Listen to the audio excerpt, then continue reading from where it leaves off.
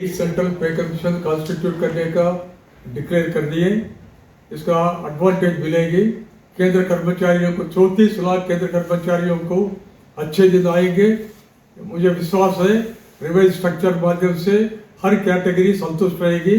Rail कर्मचारी को हित में माननीय अश्विनी वैष्णव जी, रेल मंत्री जी वो देखभाल करेंगे और एनएफआर का कोऑपरेशन सदा रहेगी रेल को चलाने के लिए। धन्यवाद। बहुत